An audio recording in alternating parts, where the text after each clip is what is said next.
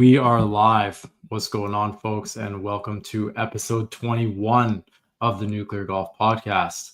My name is John. I'm the co-owner of Nuclear Golf and TW Legion.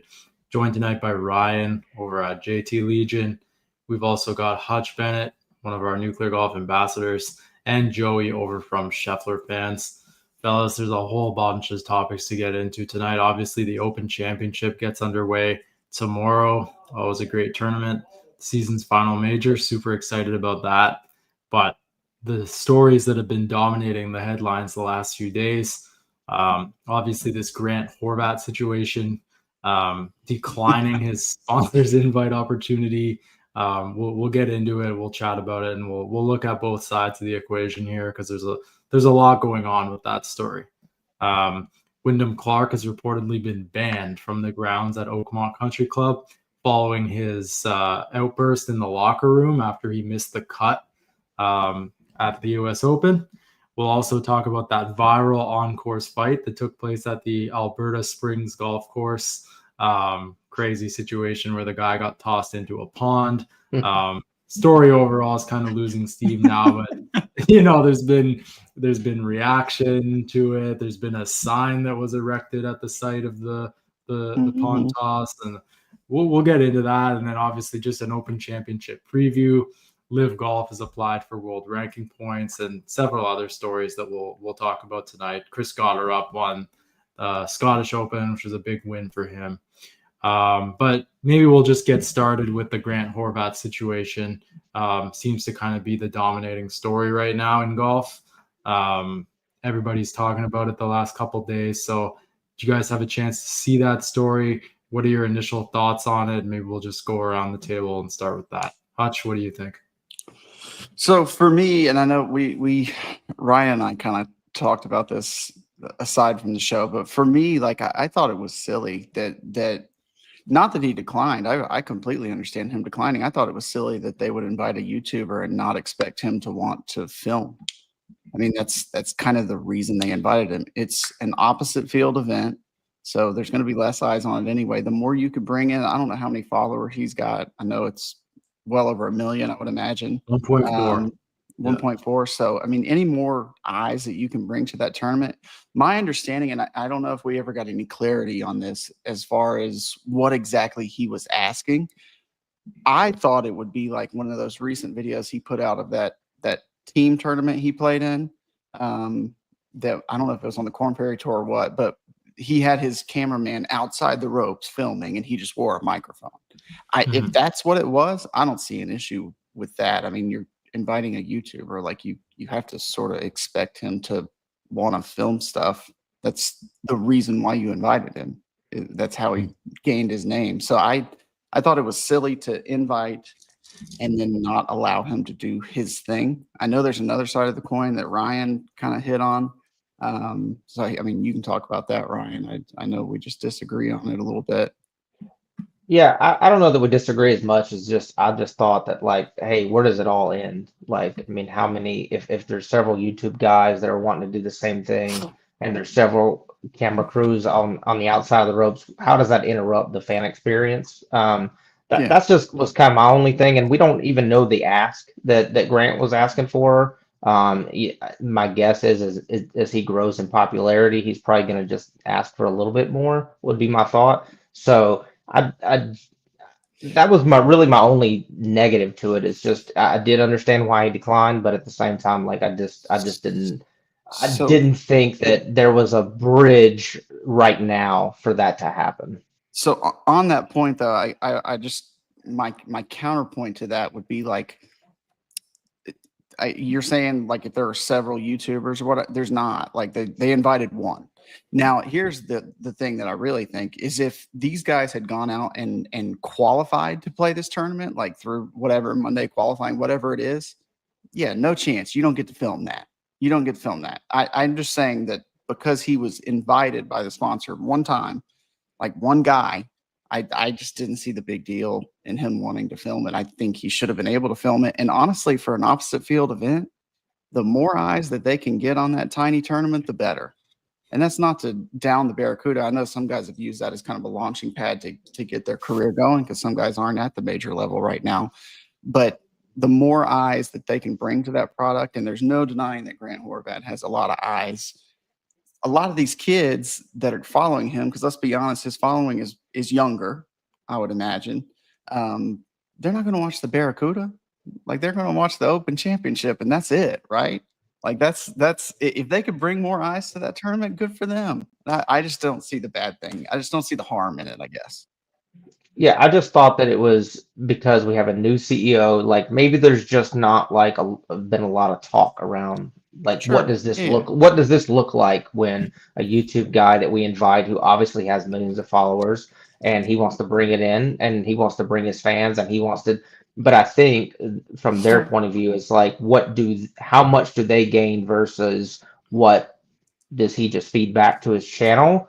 I just Right. didn't. I don't necessarily see the marrying of the two right at this moment. I think it's just probably a no for now, to be honest. Yeah, we're just not there yet. And Joey? he even said that. He said maybe that there's an opportunity to do this at the Barracuda next year. Mm-hmm. I mean, Grant said that in his announcement. But you were right. And before you go, Joe, you were right, Ryan, when you told me that there was going to be some negative reaction towards Grant. I didn't see that coming at all. And then I saw online that there was a lot of negative reaction towards his announcement. So I didn't see that coming at all. I mean, my biggest thing is just like I don't understand how this discussion wasn't had preliminarily, like Hutch, kind of like you're saying. Like, was this not thought like, hey, we're going to invite this guy to come, take a sponsor exemption? I mean, we've known this for what, 2 months now or something like that, where we at least knew that it floated out. I mean, maybe they just kept pushing it off, and it was like they're having meetings about it, and now Grant finally made a decision. But for it to be this late, and then they're like, oh yeah, you can't film. I mean, I feel like that would have been the first thing brought up immediately when they even thought about it or reached out to Grant, and Grant knew that it was a possibility. So, I mean, I obviously see both sides of it. I think we did see that Grant confirmed that it was just going to be more of I want to have some footage of me playing, normal cameraman outside the ropes. I want to be able to maybe even voice it over after the round, like walk through it that way. So I get where like having, someone falling on the course and trying to get all that stuff figured out would definitely be a no. But I was surprised that, again, they should have known that they were going to have that probably as an option or maybe a deal breaker for Grant. But I mean, for the PGA Tour, it's like you got to give in at some point. Like no one's, like you said, no one's going to watch the Barracuda. It helped with the normal hours, I guess, because like obviously people are up early watching the Open, but you're not going to, I mean, you could use every eyeball you can take to an event. And this isn't like you're talking about changing the game. It's not, I mean, this is the place where you do something like this at the Barracuda to just test it out. And look, if it goes terribly and logistically it's a nightmare, all right, no more YouTubers. It's why you invite a social media star to a tournament. I mean, it's no different than inviting like, a couple of years ago, I don't remember what tour it was, may have been Corn Ferry, may have been something else, but I seem to remember like Steph Curry getting an invite to a professional tournament. Yeah. And you do it in these smaller field events just like that. I do want to say, like, he put out a video 3 months ago that the first duels they did at the Miami event at Doral. Like, I just looked it up. The video that he posted, which was the whole thing, the whole round on his channel, got 2.6 million views. So, and that was with inside the ropes access, right? Like that was not, this is so much smaller. And from a PR standpoint, I think the logistics of everything should have been worked out before it ever got out that he'd even been invited. And I think that's where we 100% agree. It's like, I just feel like that, it's either you're on one side or the other once this all comes out. And I don't really think that's how it is. I think it's like if you said they talked about it 2 months ago, like they should have already worked this out. And if they weren't going to let him film in the beginning, then he probably would have already, neglected playing it anyway. So, or if they were just said, yeah, you can play. And then nobody even knows that he got invited, which is 100%. The way it should have been. If he's going to say no because they're not going to allow him access to film, then it just turned into kind of a PR nightmare, which seems to be the theme that kind of happens. Hutch, there's kind of like two little prongs to the backlash, if you could say. From what we've seen, about 70% of people are kind of against Grant. Just from the standpoint that there's the fact that obviously he is not going to be allowed to have his camera guys in there. That's the first component. The second component is the fact that he's just full on declined the opportunity to not actually play altogether. Like some of the comments that people are saying, like, forget the content side of things. You just got invited to play in a PGA Tour event and you're literally going to pass that up.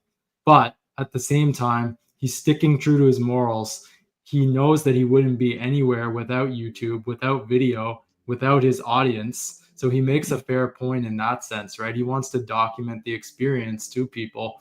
And like you guys said, it's not like this is some signature event or something like that. We're talking about the Barracuda. Like, nobody cares about that tournament overall, right? Yeah. Like, nobody cares. Someone like Grant being in there to provide a huge influx of interest, huge influx of viewership. I mean, it would be huge for a tournament like that. And it would also go a long way as well for the PGA Tour in the sense that it would show that they're opening up to these new opportunities. Yes. Right. But I mean, at the end of the day, the official reasoning was that due to media rights regarding filming during competition rounds. We go back to that point. This has been going on for years, right? This literally goes back to what Phil Mickelson and Bryson DeChambeau were talking about when they left for Live Golf. Media rights, what the players are allowed to do, whether they own their own footage captured of them, right? The PGA Tour owns all that footage. Those broadcast rights belong to whoever is broadcasting the tournament. I assume it's NBC, right?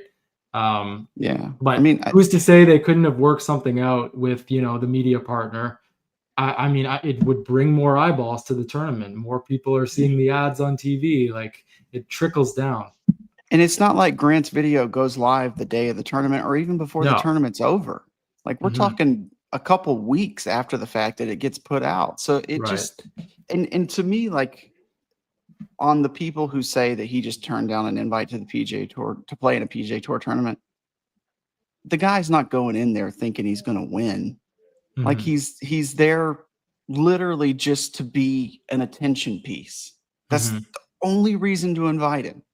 Right. That's it. Like, it's not because he's going to win. He's not going to shoot 45 under like whoever's going to win the Barracuda is going to do. Yeah. No. And he's a mega influencer. No slide on him. He's just a mega influencer. Yes. He's a mega influencer. He's a good golfer as well, obviously, right? From the PGA Tour perspective, I mean, they can say like they're honoring the media rights and whatnot. I get it on one hand from their perspective in the sense that if they do allow Grant to, be able to produce this content of a live competition round, you're opening that up to potentially another player wanting that same opportunity.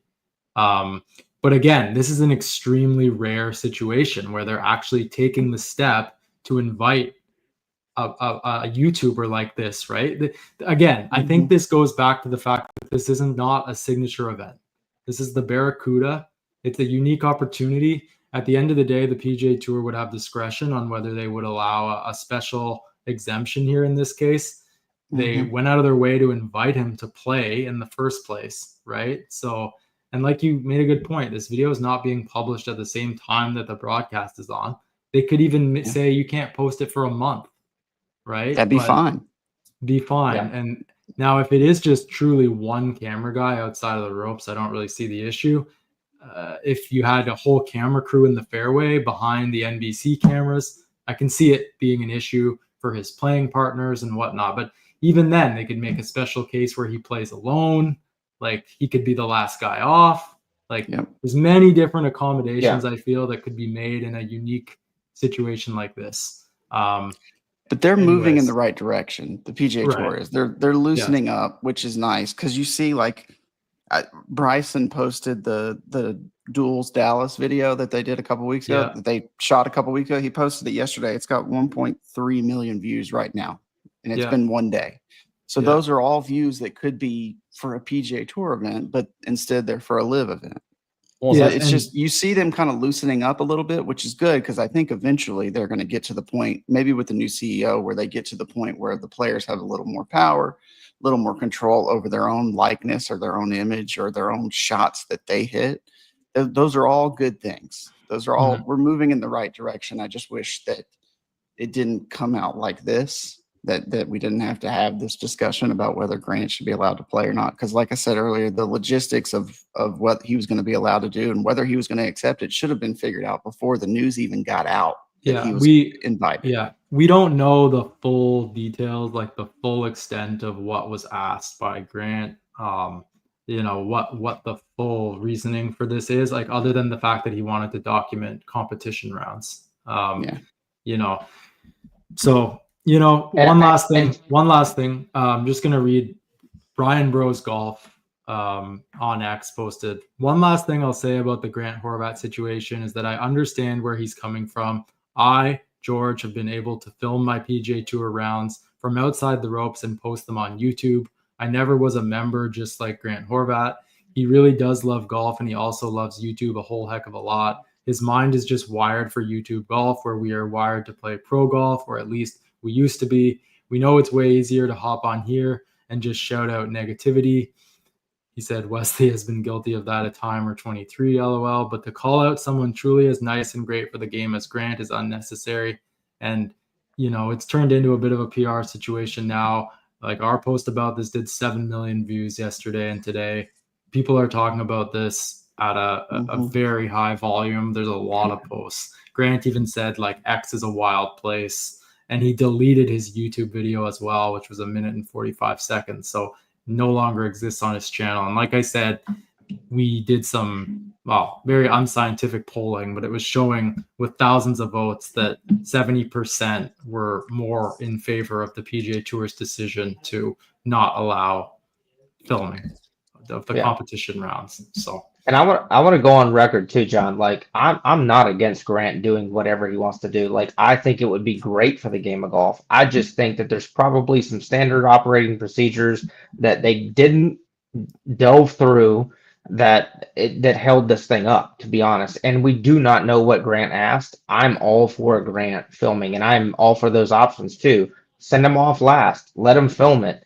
If there's only one camera guy, let him do it. Like, I just think there's probably like a slippery slope if you get like a Wesley Bryan or a few other guys who are like, hey, I want to create a YouTube channel. Let me, film my golf. But I'm more with you guys than against. Like, I'm with Grant doing this, honestly. I just think that there's probably just some details that didn't work out.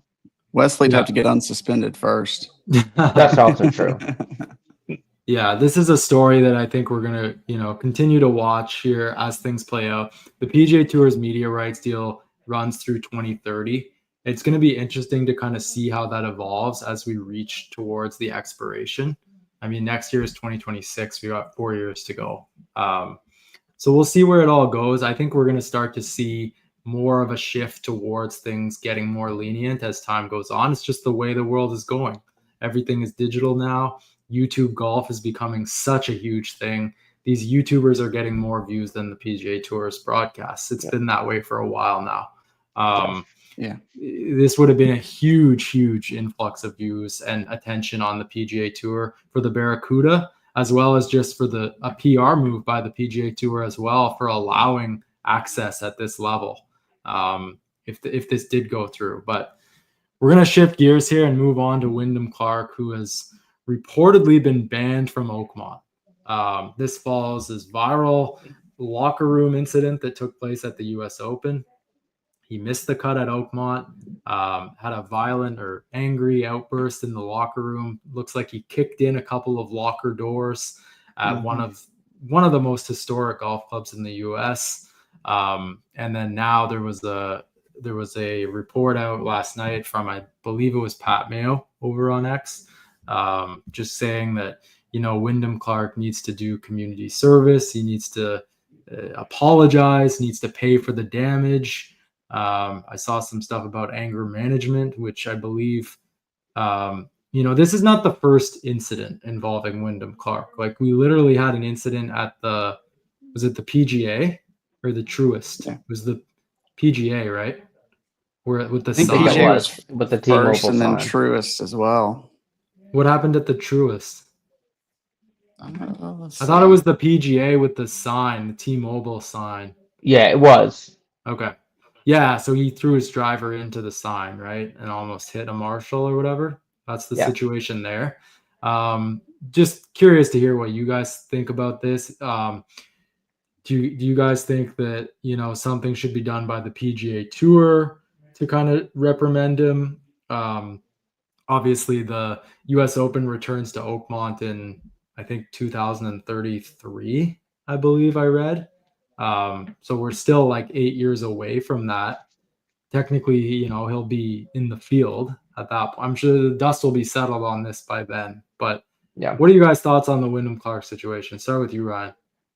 Yeah, man. I mean, I thought what Oakmont issued, their kind of their statement or the U.S. Open statement was fair. Pay for the damage, apologize, which is what I said in the beginning. Like, there should probably be a hefty fine for this whole deal, and just pay for the damage, apologize, and maybe take some. I'm not saying he needs anger management or anything like that, but just do what's right by the course that's that historic and move on. Like, and just start correcting some of this behavior. I mean, we've seen it a couple times at a couple majors, and that's it. Like, move on. But before we get the rest of your guys' opinions, I just got the statement is being reported by Golf Digest from the club.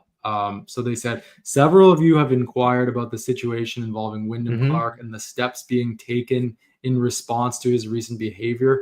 Following multiple discussions with the USGA and the OCC board, Oakmont Country Club board, a decision has been made that Mr. Clark will no longer be permitted on OCC property.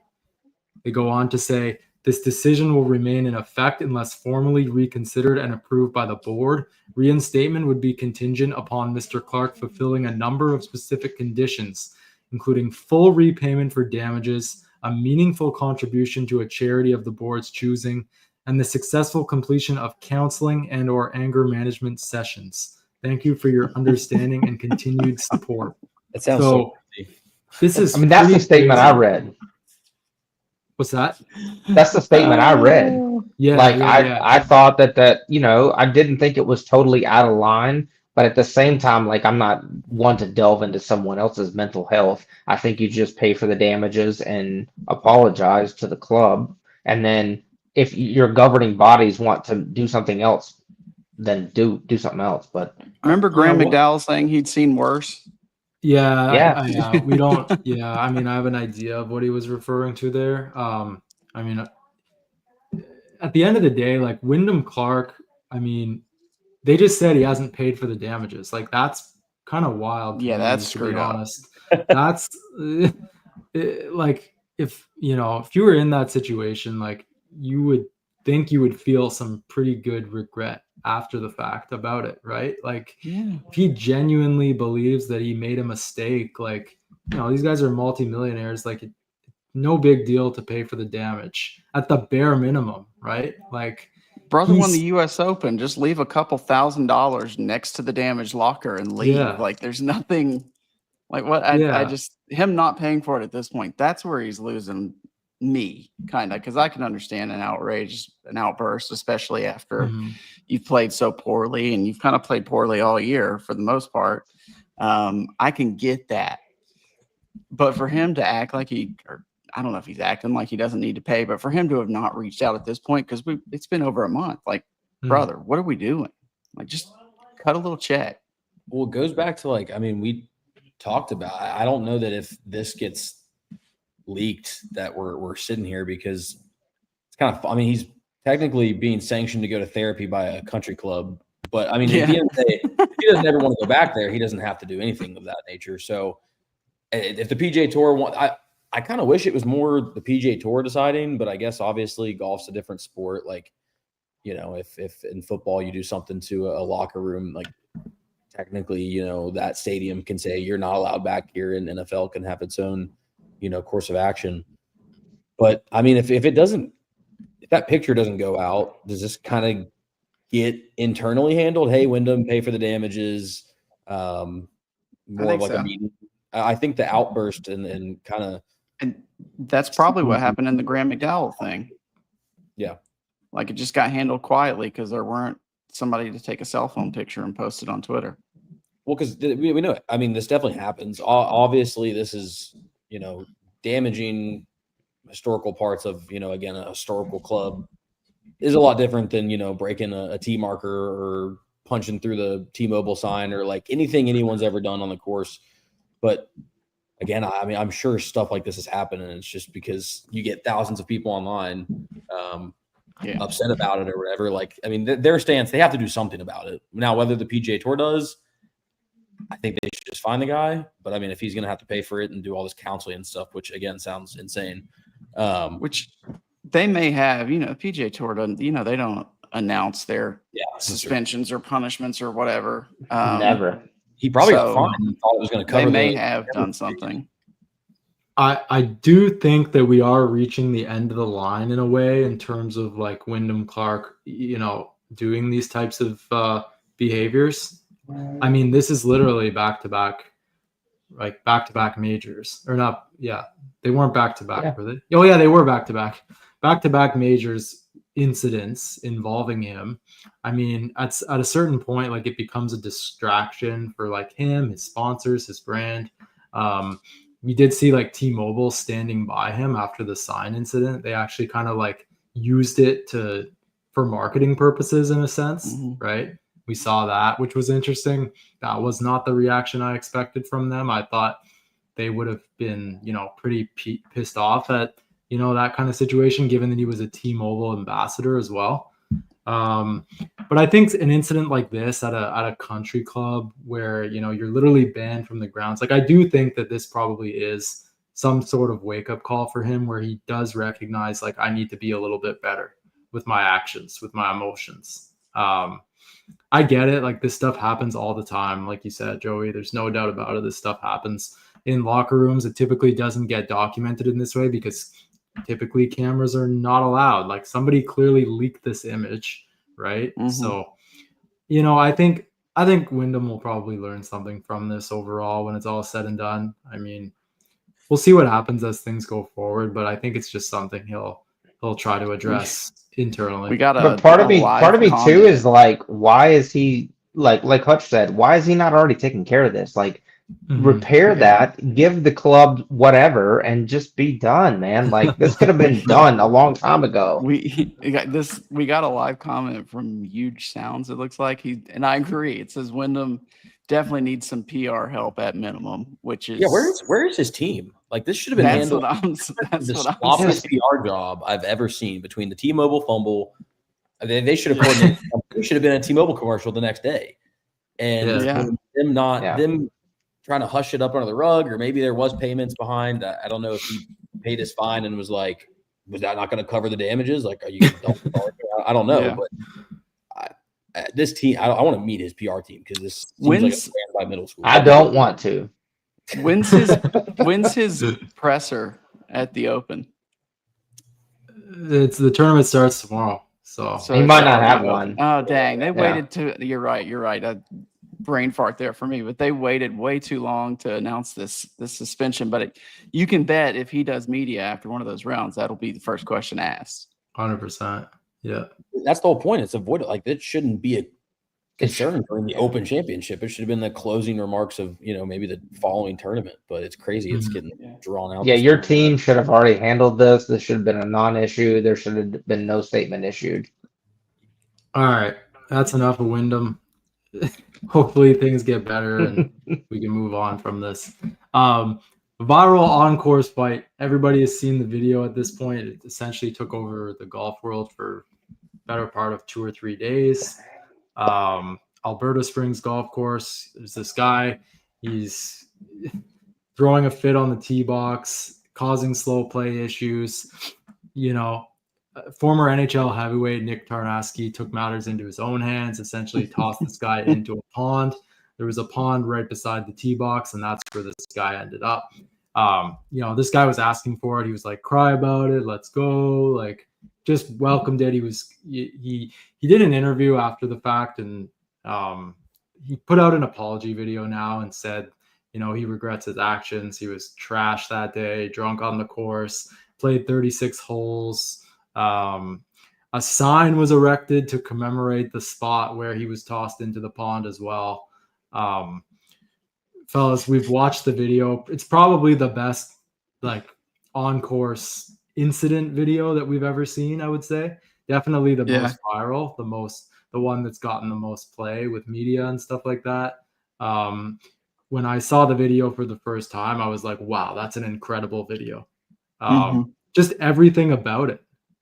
Just what a wild guy to pick a fight with. Wild. I mean, I think he knew what he was getting himself into at that moment, right? I'm not a fighter, so I don't understand it. But like, if you're gonna fight somebody, like in general, I don't see the point in fighting. But if you're gonna fight somebody, like granted, he probably didn't know that he was a hockey player or a former hockey player, but the dude looked big, man. Like Yeah. Like maybe don't take on the Incredible Hulk. Like just don't do that. Also, dude look big. If you like, I would rather get beaten to a pulp on the tee box than thrown in the water. Like if you put me in the water, I'm either gonna like pretend to I'm just gonna stay in the water because like if you come out and then try to fight again, soaking wet, now you deserve to get knocked out because like you're embarrassed. But again, if you're I'm gonna drown myself. I mean, you're gonna fake it. I don't know, something. Make the guy feel bad for a second, so he tones down. Maybe you can do a little like reverse on him. But to get out and still throw hands is, you know what? Honestly, I admire it because I mean he was about it. I mean, I'd rather, if you're gonna be about it and go through with it and get your ass beat. Don't go halfway.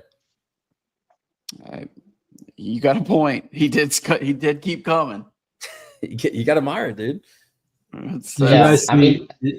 Go ahead, Ryan. Go ahead. Yeah, that was just. I mean, it just seemed embarrassing. Like once the camera angles turn and you seen like the dude was like absolutely a mega human. It's like, what are you trying to pick a fight with that guy?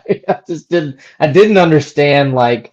Well, he was looking through the beer goggles, so I guess I wouldn't understand. But it was just how it was embarrassing.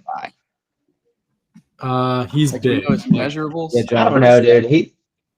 I don't know what the stats were, but he looked like about 6'4", 250 is what I saw. That's what I saw. I want to know how much this guy actually drank, because I mean, this is happening at every bar, everywhere for the entirety of mankind is just trying to beat up the bouncer when you're 5'6". Yeah.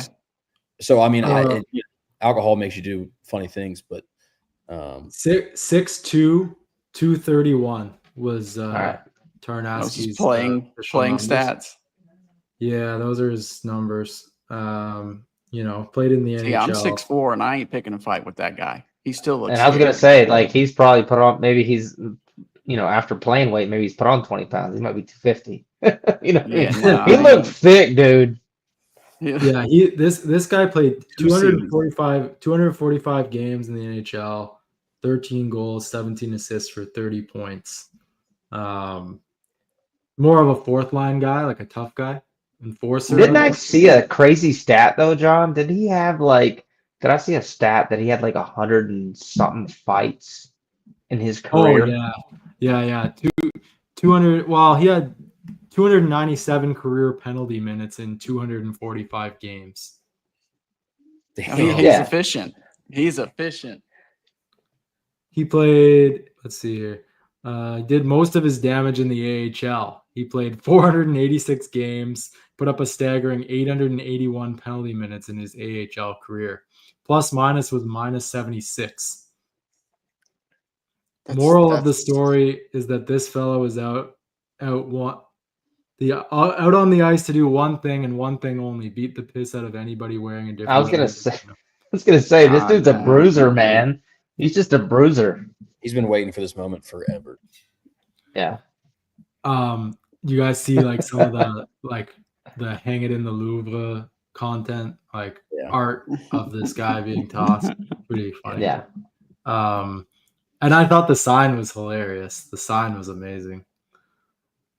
I didn't see that. I didn't see the letters on. What did that say?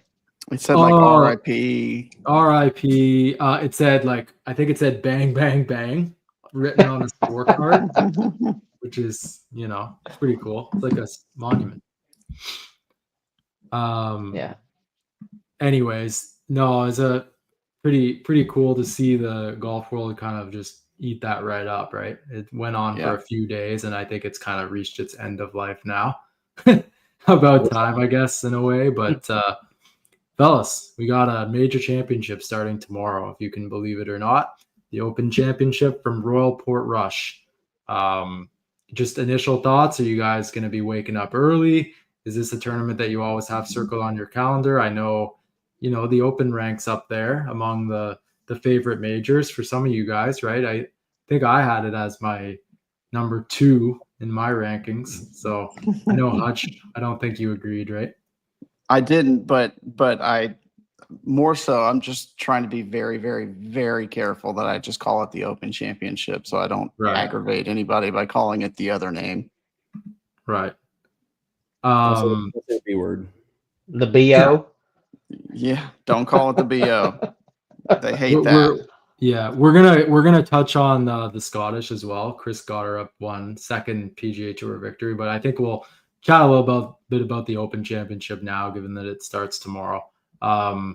Just thoughts on hours. Yeah, it starts in a few hours if you want to. Like 4 hours. Yeah, coverage begins right at like 3 or 4. Yeah, they got streaming on Peacock at 1:30 a.m. Eastern. Oh so wow, 1:30. We're 4 hours out. Dude, that's crazy. Let's go.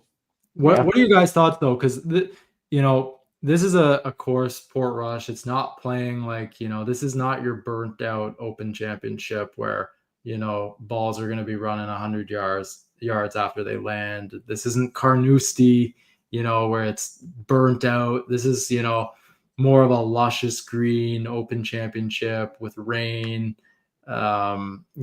Greens are running slow. I think I saw that the greens are running like 11 on the stimp. 11. Yeah. Which, I mean, yeah, what do you guys think about that? Is this kind of not your cup of tea, or you like this? Hutch? No, I mean, it's just you got to know what it is, right? Like, what it is going into it. You get excited for it.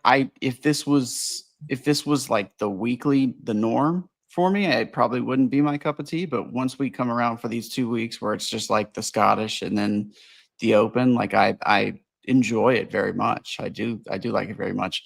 Also, if it was the norm, I definitely wouldn't be down for it because I'm not trying to wake up at 4:00 in the morning to watch a golf tournament every weekend. Like, I just ain't gonna do that. But I'll do it this week. It's gonna be exciting. Portrush is a great historic venue, and the crowds, from what I remember in 2019, was it 2019? Yeah. Were great. So I'm just very excited for it. It's gonna be a good week. I think the Scottish ended up opening up, like, his, past couple of years with the Scottish, you jump to the Open and it's a lot tougher, but you at least ease into links golf. You get over to across the pond. Now it's like, the Scottish actually kind of built a little bit of a preview, at least in terms of it's a little bit more scoreable this week. Again, links golf is links golf. It's a whole different way that you're going to have to play the game. But I think, kind of look at, the major players that played last week, and obviously different aspects of it. And again, with links golf, I mean, you could play out of your mind 1 week on the same course, and conditions are everything. And I don't really know. I'm sure we'll get into the weather. I think we got a report earlier, but I don't know what that's supposed to look like. But I don't know. I wouldn't hate a somewhat fairly scoreable Open tournament or Open Championship. I wouldn't mind it. Yeah. I mean, I thoroughly enjoy the layout. I thought it looked. I love this course, to be honest with you. Like the flybys, and then seeing Rory playing out there, seeing Shane playing out there earlier. I think it's going to be really cool. It's not going to be like Hutch said, your burnt, run out course, but at the same time, like, I think it's going to be really cool because it's still going to require like avoiding bunkers. Like at the end of the day, like you're going to have to avoid bunkers over there. So I think it's going to be cool. I do think it's going to be a lower scoring based off of what I've seen and how green it is over there, because they don't typically tend to get their greens that fast, even though they might have rain. So I do think it's going to be a lower scoring Open Championship. Well, I'm looking forward to it, honestly. If you look at 2019, because I just looked up the leaderboard for it, because I'm sitting there thinking I don't want like a crazy birdie fest either. there was only one guy in the winner, Shane Lowry, double digits under par. So second place was 9 under. So I mean, it can still play difficult, and Lowry wouldn't have gotten there if he didn't shoot 63 on Saturday. So I mean, it can play a little difficult. Yeah, Shane Lowry won in 2019. 67, 67, 63, 72 for 15 under par. We'll see how it ends up shaking out this year. Hutch, did you say that he won by a pretty large margin? He won by 6 shots. Yeah. Fleetwood was 9 under in second.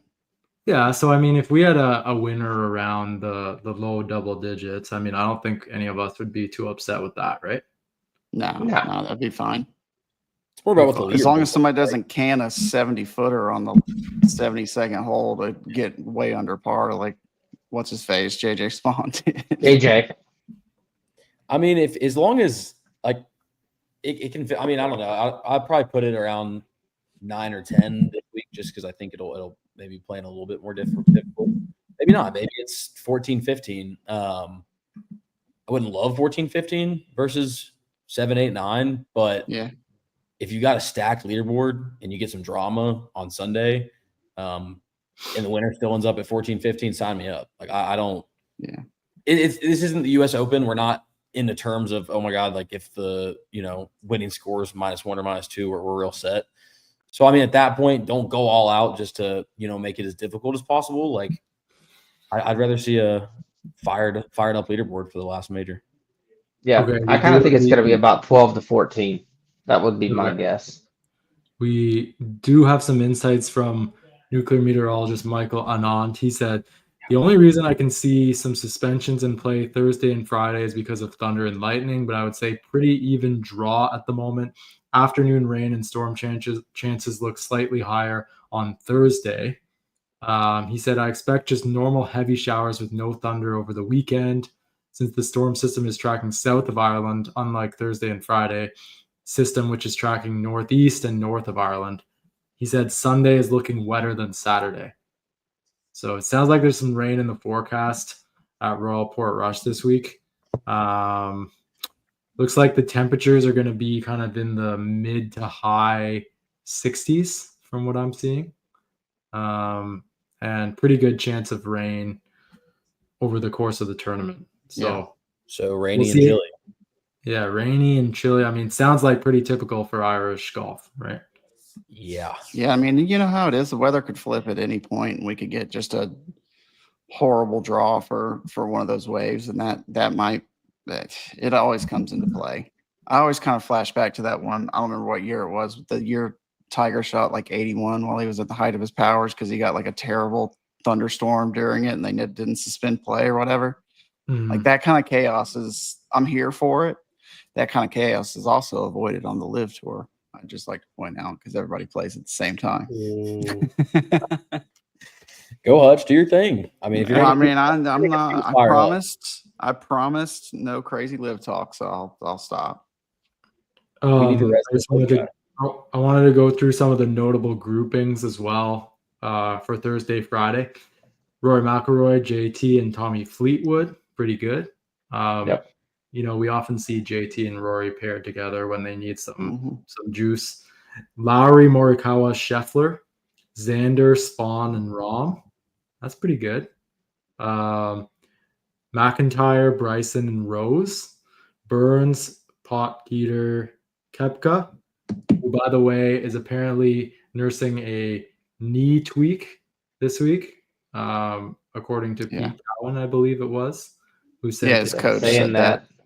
Yeah, I've been saying that for a while. Yeah. Brian Harmon, McNeely, and Neiman. Henley, Hatton, and Minwoo Lee. Spieth, Aubert, and Hovland. Sungjae, Bradley, and Berger. So those are some of the featured groups this week. Overall, some pretty good balance between those trios. So actually looking forward to watching a little bit of action the first 2 days. It's always fun to wake up early and watch the Open. I've always loved it. Just going back to the Tiger days, there's nothing like getting up early to watch some good golf in a major. Yeah. Gosh, it's going to be great. Can't wait. It was a lot cooler when I was in like 8 high hours school. From now. Summer was like you didn't have anything to do on the Wednesday or Thursday. You can wake up or stay up all night. Honestly, yeah, that's what it is. Full-time jobs make it a little bit trickier, but nonetheless, that's what it was though, Joey. Just stay up. You just, that was the only. You just didn't even go to sleep. You're already a high schooler in the summer, dude. You're already up to 2 or 3 in the morning, so you might as well, especially if you catch a good morning group, just go to bed at 8 a.m. or stay up. That was a long ass time ago for me. Yeah. Couple of notes here going into the major. Justin Ray over on X says 5 of the 6 most penalizing fairways to miss at Royal Port Rush in the 2019 Open came on the front 9. The first and the 7th holes were the 2 most penalizing, both costing players more than half a shot on average. And then best cumulative score to par in majors since the beginning of the 2020 season. Scotty Scheffler at 94 under par. Xander at 56 under. McIlroy at 41 under. Jon Rahm at 37 under. Morikawa at 26 under. Shocking to see Scotty Woods up there at the top of the list. That margin's nasty. What are your guys' expectations this week for Rory McIlroy? Obviously, he's been over in the UK for the last few weeks. He was over there prior to the Scottish Open as well. Played pretty well at the Scottish Open. He's going to play great this week. Yeah. You think he's going to play great this week? I think there has been a weight lifted off of him so heavy that he is just going to play loose and free. He seemed happier. I did see a report that he's hit it like OB off one in 2 straight practice rounds or something, which from what I read is apparently pretty difficult to do. But yeah, no, I think he's going to play great this week. I think he's talked pretty openly about how much pressure he felt in 2019 and he missed the cut. And I think he's more so embracing all of that this year instead of trying to be business as usual. And like I say, you just can't, in my mind, overstate the value of all that weight being lifted off of him by winning the Masters. I think he can play a little more free now. You've seen he had a good result last week. The fire, the motivations kind of come back to him that he lost a little bit after winning the Masters. So I fully expect, I wouldn't be surprised if he won. I think that would be just a storybook thing, but I fully expect a high finish. Well, I mean, yeah. Go ahead, Joey. All right. Like I was saying last week before the Scottish when we were previewing it, if Rory can go either win or play really well and basically just, come up a couple short, and obviously with Goddard up winning the Scottish, that happened. The master slump's kind of the post-master slump, I guess, is kind of out the window. People were kind of worried about Rory, and it was just might have been not a lot of media going on in golf, so someone just wanted to cling to something, and Rory just happened to be who it fell on. But he did exactly that. He goes and plays well at the Scottish Open, and now, like you said, Hutch, like he knows he's going to go play well out there. The crowd is all about him. I know we posted a video earlier where he was just getting hounded, which is anywhere over in Europe. But I mean, I wouldn't be surprised at all if he wins this thing or locks in a top 5. Yeah, for sure. I mean, I think the rust is worn off since the Masters. I think he's kind of got his feels. He's been over in London. He's at his new house. I think he's kind of comfortable. I think he comes out there with nothing to prove, to be honest. And so I actually expect a really good week out of Rory. Some of that narrative though, Joey, that you talked about, like he kind of created some of that by just being 100%. Open and honest about, like, I'm having a hard time finding motivation to practice or play good or whatever after I did the one thing that I never thought I'd do. But he also said this week that coming into this year, like, he had circled this tournament even more than the Masters. So that it shows you kind of how important this was to him and how important he got his redemption at Augusta for his career, but he also kind of wants the redemption for his performance here in 2019. And he's going to get his chance to do it this week. And I really like his chances. I do. I love him, honestly. Yeah. Just if we go back to 2019, Rory shot 79-65, went on to miss the cut.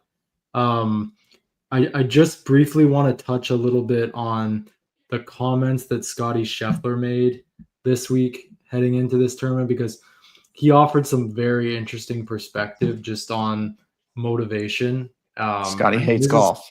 This is literally coming from the number one player in the world. Obviously has an immense appreciation for his wife, his child. It's very obvious to everybody watching that, I mean, it's not obvious if you're watching him actually play golf. You would think that golf is the only thing that matters to this guy. But watching his presser, you can tell golf is not the most important thing in his life. It's his family, it's his kid, being a good father, being a good husband. Here's some quotes. He said, I think it's kind of funny. I think I said something after the Byron this year about, like, it feels like you work your whole life to celebrate winning a tournament for like a few minutes. It only lasts a few minutes, that kind of euphoric feeling. To win the Byron Nelson Championship at home, I literally worked my entire life to become good at golf, to have an opportunity to win that tournament. You win it, you celebrate, get to hug my family. My sister's there. It's such an amazing moment. Then it's like, okay, what are we going to eat for dinner? Life goes on. Is it great to be able to win tournaments and to accomplish the things I have in the game of golf? Yeah, it brings tears to my eyes just to think about golf, because I've literally worked my entire life to be good at this sport. To have that kind of sense of accomplishment, I think, is a pretty cool feeling. He said, I'm not out here to inspire someone to be the best player in the world, because what's the point? He said, this is not a fulfilling life. It's fulfilling from the sense of accomplishment, but it's not fulfilling from a sense of the deepest places of your heart. Just really interesting, honestly, to hear this perspective from someone like Scotty Scheffler, such high stature in the game, number one ranked player in the world. I mean, to hear him not take the game too seriously. I mean, obviously loves the game, practices hard every single day, competes at a very high level, and produces results time and time again. But just to hear that open, refreshing perspective, I think, is something that it's really cool to hear.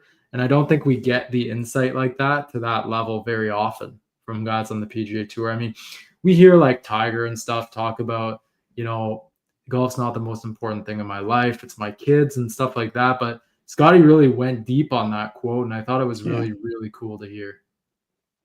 It was kind of like the old Tiger, like when he, just the one particular part where he said, it's like, okay, what's for dinner? Like you used to hear Tiger say, like, he wouldn't celebrate the wins. It'd just go straight back into work mode. So that part was kind of cool. I feel like this is kind of like the Rory thing. Like, you know what I'm saying? Like, it's kind of like the Rory thing. Like, of course he cares. When he's out there, you see him get very animated. I mean, the how, or whatever he did last, you know what I'm saying? Like, he gets so animated. He obviously cares. But it wouldn't be this way if he wasn't the best player in the world, right? Like, if he hadn't accomplished so much, because you see guys who win tournaments and they bust into tears and start crying because that's life-changing money. Like, that's a life changer for them. If he wasn't as successful and as good as he is, I don't think this would be his perspective at all. And it's good that it is. I respect that it is, but I don't think that's how it would be if he was struggling. Joey, there's just one little another part of the quote that I didn't read. He said, it's like showing up at the Masters every year. It's like, why do I want to win this golf tournament so badly? Why do I want to win the Open Championship so badly? I don't know, because if I win, it's going to be awesome for 2 minutes. Then we're going to get to the next week. Hey, you won 2 majors this year. How important is it for you to win the FedEx Cup playoffs? And we're back here again. He said at the end of the day, sometimes I just don't understand the point. So, you should try Lennon the live event. I bet it lasts for at least 10 minutes, that euphoric feeling. I doubt it. I think I'm glad it's not being like, Scotty's not very big media draw. Like I think what happened here is more of an internal thing that he just kind of, during the presser, he's like, I don't know if this makes any sense or if I sound crazy. I think he genuinely was just kind of like been thinking about this as he's won a bunch in his head and probably talked to Meredith about it and his family and friends. And he's like, I'm just going to like explain how I'm feeling. Cause like at baseline, you're like, okay, so this guy hates winning tournaments. Like he sees zero accomplishment in winning tournaments. He's won so much. He's actually this shit's too easy for him. Yeah, it's literally just like, what's next? But I mean, obviously, Scotty like backs himself pretty religiously with faith and everything, and he's a big family guy. And so I think it's just like he's fallen into this pattern of being the most dominant golfer we've seen in a while, at the top of his game. And so he goes and wins, and it's this kind of life thing where it's like you have a kid, and now everything seems a lot more serious. There's, it's like when someone gets super rich, it's like, oh, I've got all the money in the world, but now like what really matters to me? So I think, again, it's probably just been this internal thing he's been having, and it's just now kind of been like, I'm just going to say it to somebody.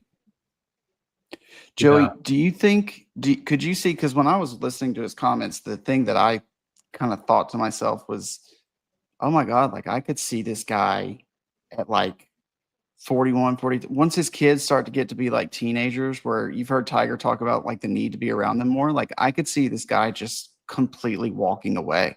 Pulling an Andrew and Luck. Just not playing at all. I mean, if he was to like, see, I think he's at this weird middle point where if he keeps winning at this rate, he's going to almost find like a new niche and like, okay, which records can I chase? Or like, where can I submit myself in terms of greatest of all time, like rankings? And so maybe he'll find some new faith in that in the next 5-10 years. If he again keeps playing at this level and avoids injuries and everything that's plagued golfers from, having that type of success, maybe he kind of readjusts his goals, and then he's able to be like, all right, now I want to go win the most majors, or I want to go have the longest, maybe go beat Tiger's number one possession, which would actually take still 10 years that he would need to do it. I don't know. Maybe it was just some externalization of some internal thoughts, but could you see that though? Him just walking away? I could see him. I wouldn't be surprised. I don't think he will, because I do think he is more competitive than he was to give off in that presser. But I wouldn't be surprised, especially, you're right, if in like 10, once 15, the kids get to that age. It's like when actually it's really important to be there, and you can't be traveling every single week and just not part of your kid's life physically. So I wouldn't be surprised, is all I'm saying. I thought it was go ahead. Oh no, I was gonna shift gears. No, you're good. Okay. Did you guys see Johnson Wagner's skull one into the grandstands? I love that he proceeded to just keep going and like talking about the lesson before he was like, I'm gonna go make sure we're all good. Like, it was like, that was embarrassing. Let me just try to. You could tell it was a pretty awkward moment for him there. He did well to just kind of carry on, I would say, but that's what makes him so good at this, though, is that he can do that and he can hit the actual shot. Like, you just never know what you're going to get. And I love that so much about it. I love that they have him doing those things. Gold, man. Maybe don't put like actual spectators within the line of getting hurt, which I'm sure they didn't think he was going to skull one into the grandstand. But like that was crazy. That was awesome. Well, it makes you like, I mean, I'm pretty confident that all of us would probably one set of every 3 times hitting that shot would do the exact same thing. So it wouldn't be fun if they went and put like one of the top tour players out there and made them do that shot. Then you're like, I'm going to watch them do that all around. I want to see, what someone a little lower level of golf does with that shot. That was perfect. Kyle Porter tweeted something interesting. He used the data golf stats for total strokes gained over the past 10 years at the Open Championship to assess who the top players have been at this tournament over the past decade. And it's Jordan Spieth, 36 rounds at the Open Championship over the last 10 years, plus 2.60 strokes gained. It's 0.3 of a shot better than the next guy, who's Xander Schauffele at 2.34 strokes, and then Rory at plus 2.31. Scheffler's at plus 2.22. So Jordan Spieth's the best player over the past 10 years at the Open. And then we've also got winning percentage odds from Data Golf. Scotty Scheffler has a 14.4% chance of winning the tournament. And second is Rahm at 6.4%, Rory at 5.4%, DeChambeau at 4.3%, and then Tommy Fleetwood at 3.6%. What do you guys think of these ranks? Do you agree, disagree? I think they're pretty accurate. I think I would throw Shane Lowry up in there. Amongst those, I mean, he's won here before. He's used to open style golf. He's used to playing links courses. But I mean, you got Scheffler, Rahm, McIlroy, Bryson, and Fleetwood. I mean, those guys have all been playing well all year. So I obviously. Actually, I do think that's pretty accurate, but I'd throw Shane in there too. It's also pretty top heavy with Scotty and Rory, so like it kind of dilutes some of the other players that really have. If those two guys aren't them, then they're right there. Yeah, I mean, I think it's kind of along the lines of what you'd expect, right? Like best players in the world have the best chance to win, right? But Yeah. no, I'm firmly behind Rory this week. For some reason, I just have a feeling I like his odds so good this week. I'm not feeling so bullish on Rory this week. I did feel bullish on Rory going into the Scottish Open, to be honest, and I said that. I thought he was going to feel refreshed. He said as much at his presser. He's basically exactly what I predicted. I have had a couple weeks off, feeling rejuvenated, ready to go again. I don't know. I'm just not feeling those vibes here at Portrush for whatever reason. That's just my instincts. It's not based on how he's been playing at the practice rounds or anything like that. Just going to quickly touch on Chris Gotterup, who won the Scottish Open. Did you guys have a chance to watch the end of that tournament? I think the ratings were okay. They were in the mid to upper 1.67 million, somewhere around there. Second career win for Chris Gotterup. I mean, it was pretty close at the end, right? Did you guys tune in? Yeah, I mean, he had like, for the field being what it was and him being so young, there was a lot of opportunities where he could have slipped and fell down that leaderboard. I mean, you even saw Ludwig, like, so he played kind of iffy, eagled on, I think, 16, was kind of like obviously not in the tournament, but even like top 10, and then it goes bogey, par, bogey, I think, and almost double bogeys at the 18th. Like that course is so feasible for Gotterup to go and just kind of melt again with that, leaderboard and him being so young. So absolutely props to him for being able to lock in and avoid disasters and minimize damage. Yeah, I didn't get to see a ton of it, but I did see where I thought that Rory was going to make a charge on the back nine there, and it just didn't come to fruition. Gotterup was stone cold under pressure, man. He locked in. He did exactly what he had to do. 18 in particular, like it wasn't flashy, but he did exactly what he had to do, and he didn't even try to make that the first putt. He just was moseying it on up there, which is the perfect way to play it. So hard to do, again, like at his age and just all the factors, like to just not get flashy, to just play your golf and end it how it is. I don't know. I was really impressive from the kid. So keep an eye on him for sure. And he got to hang out in Europe for an extra week because of it. Probably enjoyed it for more than 2 years. He probably enjoyed it for longer than Scotty would have. You're right. One interesting thing. I knew that he was building his house in the UK, obviously. One thing I didn't know is that the house is actually located in the Wentworth Estates, which is pretty lavish spot to be for him. Some of the biggest homes in that area. So that's pretty cool at Wentworth, right? Which is if he would have taken the live offer, he probably could have bought the whole neighborhood. Sorry. All right, that's my last live comment. I'm sorry. All right, before we wrap it up here, just gonna get your guys' picks for the week. Who are you guys going with at the Open? I think we know who Hutch is going with. You already know, baby. I'm actually gonna go with a repeat, man. I think Shane Lowry is gonna have a hell of a week. I do. His picture, his murals on the side of the building as he's driving to town. I'm feeling some Shane this week. Obviously, I want to say Scotty. I'm cheering for Scotty. He's got the best chance to win. It's boring. Dude, I love to see Tommy do It was like, I'm just going to pick the best player. Yeah, I always pick. No, I want Tommy to do it. I think that like he's been a focal point this season. He's gotten so close. He's really playing insane golf right now, and it's just like I know we talked about the PGA Tour, gap or however long he's been just an insane run of not being able to do it. But honestly, that will be a tale for another day if he's able to go win the Open because he's just not going to care about it presently. Yeah.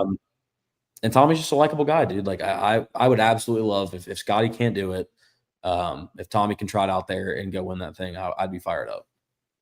I'm going with Jon Rahm. Yes. Yes, I know I told you that was my last live comment, but here we go. He's Legion been 13. playing well. He's been playing pretty well on live, obviously, right? His top 10 streak and all that.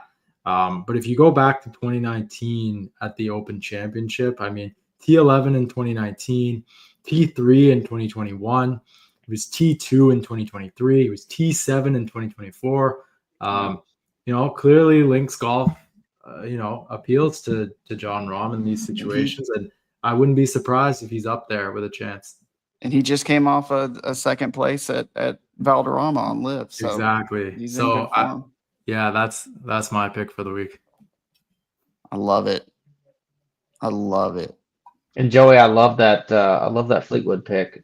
Fleetwood, JT, and Rory in the same group. That's gonna be a fun watch. That's gonna be awesome. There's some good groups this week on the featured feeds. But fellas, it's been an awesome show. Just want to remind everyone, since it's a major this week, we are going to be also live on Friday night, recapping the first 2 days of action at the Open Championship. We'll also be live on Sunday during the back nine. So we'll get the timing up, but a little bit of a difference on the time zones because of the UK, but we'll be live when the guys are on the back nine, taking your reaction, tuning in, watching the final 9 holes. As always, you can find our show on Apple Podcasts. You can find us on Spotify as well as Amazon Music. The entire show is re-uploaded to YouTube as well. We're live on X, obviously. If you guys can go on Apple Podcasts and leave us a rating, a review, that would be much appreciated. We appreciate all of your guys' support and for tuning in. And until Friday, my name is John. I'm the co-owner of Nuclr Golf and TW Legion. And I've been joined tonight by Ryan from JT Legion. Make sure you give him a follow. Hutch Bennett, one of our Nuclr Golf ambassadors. Hutch, what's your at? People need to follow you on there as well. That's a good question. I honestly don't know. The real clutching, I believe. The real clutchy or something. Yeah. I'll put it on my name on Friday. He needs some more followers, and Joey, everybody knows he is Joey. Tracker, the number one tracker of the number one golfer in the world. Sir. Anyways, fellas, I hope you guys enjoy the Open Championship the first couple days, and we'll catch up with you all on Friday night after play concludes. Till then, have a good night. See ya.